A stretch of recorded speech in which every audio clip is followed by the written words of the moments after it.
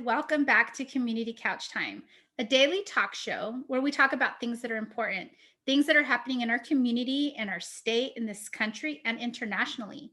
Oftentimes, the topics that we discuss are ones that others aren't talking about. And the question is, why aren't we? Welcome back to Community Couch Time, everyone. This is a really great day because I have an amazing scholar, activist, educator in this world, Browning Neddeau. Browning, how are you? Doing well. Thank you for having me. I'm really excited to have you here. Can you share with everyone a little bit about yourself? Like, who are you and what brought you here today? Božojaik, Brainia Dejkas, Panazwa, Nishna Bendozman, Borwamindao, Shishibinek, and Nimadagwas. Hello, everyone. My name is Browning Neddeau. Panazwa is my Potawatomi name, and I'm Potawatomi. I'm enrolled citizen Potawatomi Nation. I join you today from the homelands of Amamutsan. I am a guest to this land, and my tribe, the Citizen Potawatomi Nation, has our reservation in present-day Oklahoma, but that's not where our story started, but that's for another time. There are Potawatomi people that live throughout the world. Our very existence is resistance to the inaccurate narratives that speak of my tribe, my people, and my family, and me in past tense. I speak to you today and tomorrow. My tribe, people, family, and I will be here to continue our cultural ways of knowing and doing, because survivance is tied to our, not only to our stories we are told, but the stories that we tell. So I'm happy to be here to share a little bit about that. And I can also, if I could share a little bit more. Absolutely, I would love that. Thank you. My ancestors were forcibly removed from our homelands. The Trail of Death and the Holocaust are two seminal experiences that shape my family and the honor, resiliency, and empathy that embody my work in equity, diversity, and inclusion. You see, in 1838, the United States government forced 859 ancestors to leave our homelands to present-day Kansas. The forced removal is known as the Trail of Death, not to be confused with the Trail of Tears. My maternal grandmother's liberation from the Shanghai ghetto and eventual arrival in the United States is nothing short of a miracle, as many relatives were incinerated out of the utmost intolerance. Persecution and deep historical trauma led me to my work in equity, diversity, and inclusion, because my family strongly believes in honoring 7 generations before and after our time. I acknowledge and honor my ancestors in this equity, diversity, and inclusion work that I do, and I remain cognizant that I come to these spaces and important work with privileges that my ancestors were never, ever afforded. And I feel that my involvement is a tribute to them. In my work, I am a jointly appointed assistant professor of elementary teacher education and American Indian Studies at California State University, Chico. I have the privilege of working with people throughout present-day US and around the world. So I'm really grateful to be here to talk a little bit, but that's a little bit about me. Thank you so much for that. Thank you. I appreciate that very much. Can you share a little bit about fascinating areas of like Native American culture and history that you as a scholar and a professor are working on currently? Thank you. There's so many different topics, and when people think about Native people, sometimes people just get excited because they haven't heard too much. My work is centered on curriculum and instruction. In regard to American Indian Studies, I research culturally appropriate representation in schools. The California Mission Project is an example of something that I work to reimagine how that period of time is discussed in our schools. Right. I'm also very involved in changing the narrative about American Indians to present tense. All too often, students learn in our schools about American Indians in past tense. Right. This is highly problematic because we are still here. Other areas I've explored regarding curriculum and instruction include tribal sovereignty, tribal citizenship, blood, quantum, and identity, which I include to be also political standing. And I've worked with ethnic studies scholars like yourself and throughout the present day US, but I think these are some of the topics that I've been exploring and researching. And a lot of my experience as a teacher in elementary school was in grades 3 through 5. And so I just remember my students and their parents coming so excited that they're going to get to build a mission, a California mission. And I said, no, we're actually not doing that in this class. Let's talk about this from the American Indians' perspectives of the California mission system, which some people have called prisons. Why would we be building prisons in our classrooms? I don't understand that. And I'm trying to help change the narrative as understanding my positionality as someone that's not a California Indian, but I live in California. Right.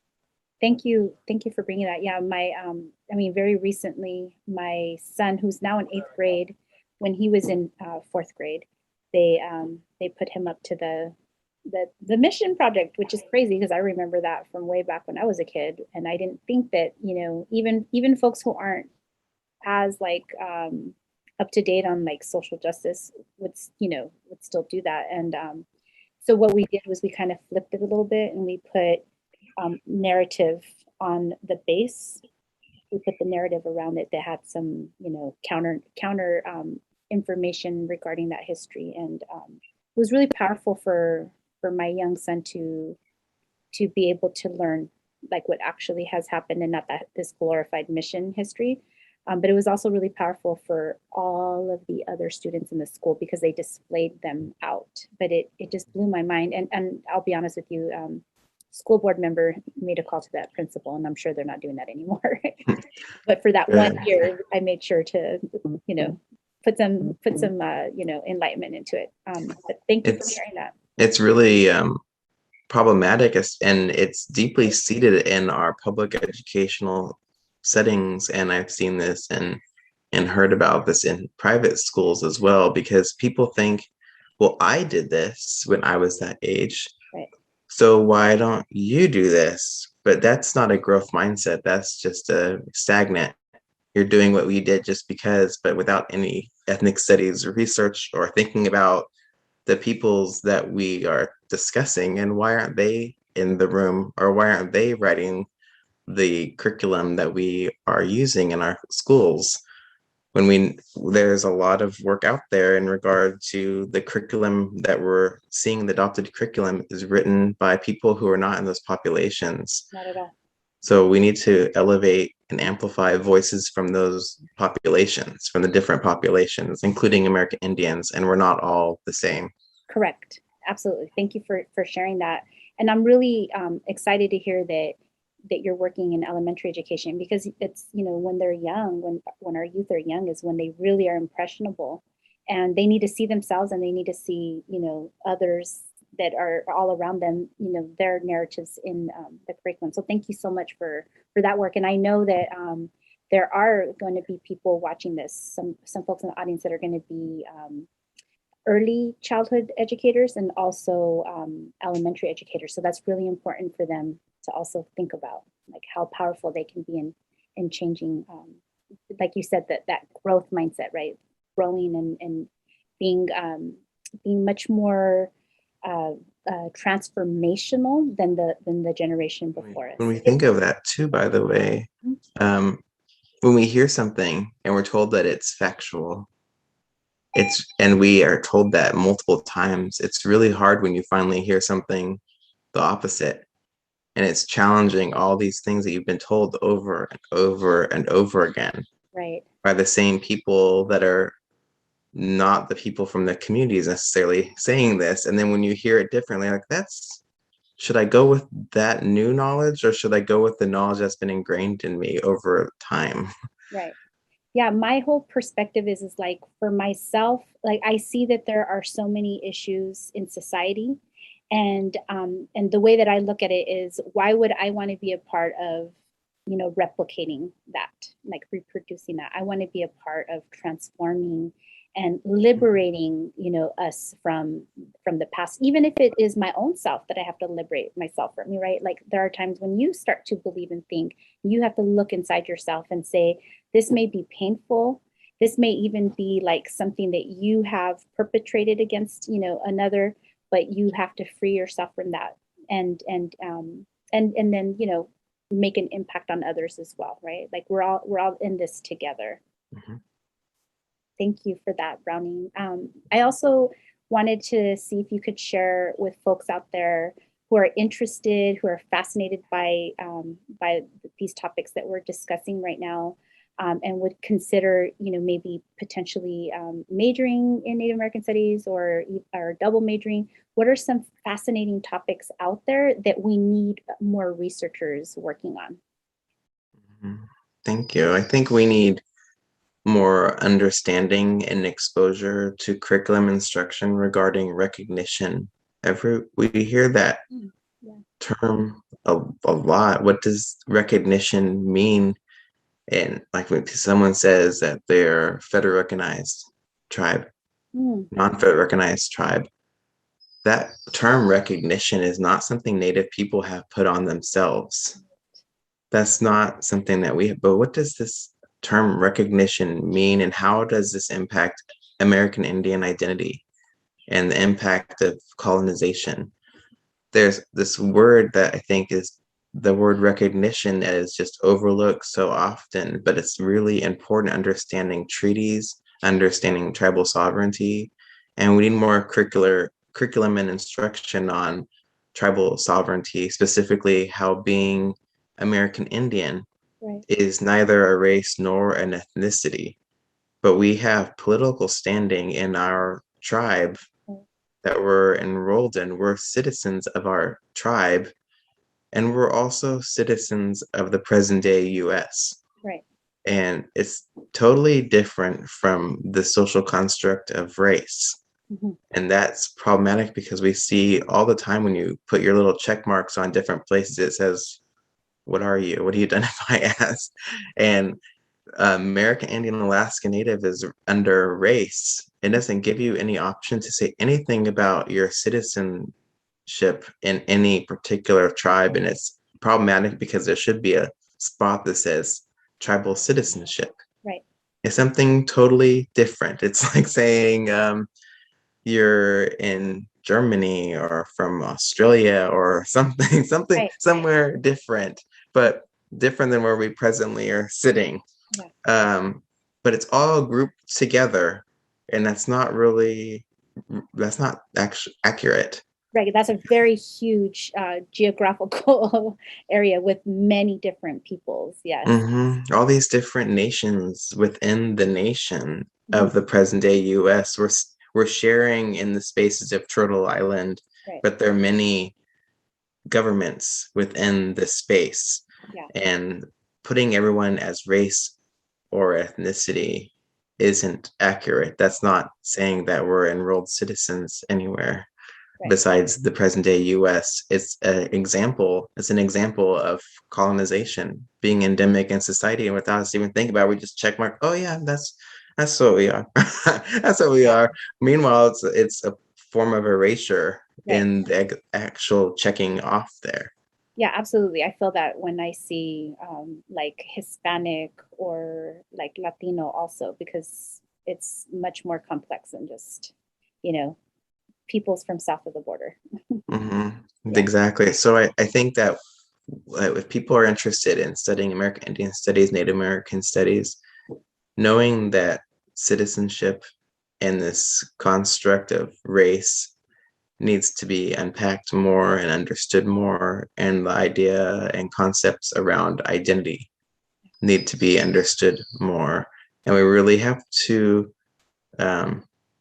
dismantle this settler colonial mindset that people have coming in, and really unpack all that and call it out when you notice why you were thinking that or where that idea came from. Mm-hmm. I really love, I've seen actually a couple of times you present a lesson where you share like the beautiful dresses, the regalia and like, and how women are telling those stories of that. Can you tell me a little bit about that and how that's important? Hmm. So regalia has different meaning for different people, Mhm. and it could be something that's passed down generation to generation, or it could be something that you've made or someone's made for you. But everything in regalia has a story with it, and it's not just walking around town wearing your regalia and at the same time you're American Indian, whether you're wearing your regalia or not. Yes. And I've noticed that in elementary school grades, people are surprised, students are surprised. I'm not sure, maybe even adults are surprised. Like when you're in your street clothes, you're still American Indian. Absolutely. And I've shown side by side images of different people, different backgrounds. And I said, look, here's someone with the regalia, and here's someone without the regalia, but with like this shirt on. And Yeah. I said, look, they're still American Indian. Isn't that pretty cool? And as when we identify, like at the very beginning of this talk, I introduced myself as Potawatomi because the whole term of a phrase of American Indian is not how we identify to begin with. We start with saying our tribe, and then people may ask, like, what is that? Mhm. Because they do not know. And then we have people say American Indian or Native American. Um, but we wouldn't, that wasn't something that was created by Native peoples. That was part of colonization as well, just the term American Indian or Right. Native American. Right. Um, so regalia includes these stories in them that people may not know the stories, and maybe those are stories that people don't need to know. Maybe those are stories that are passed down within our families. And there's no, we're as a Potawatomi person, it's not my duty to tell people who are not Potawatomi what all these things mean in my regalia. Yeah.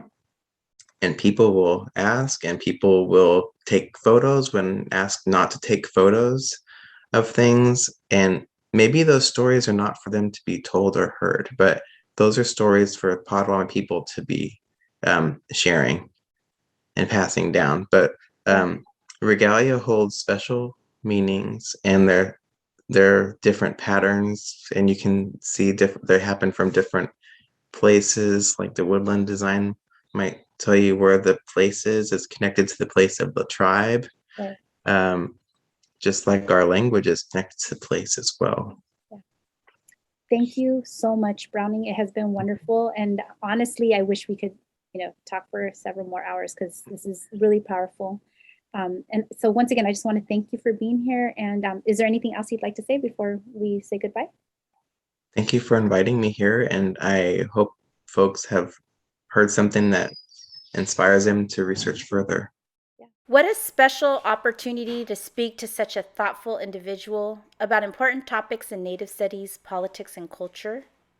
So grateful for the opportunity to speak with Browning Neddeau today. And so, for your community couch discussion, I'd like for you to think back to what you learned about Native American history and culture when you were in K through 12. What do you remember learning? Was it pushing old myths and lies, or was it transformational? Did your teacher emphasize the survivance of Native peoples around us, or were Native people erased from modern day in life? Share with us. We want to know. Thank you, and in la quech.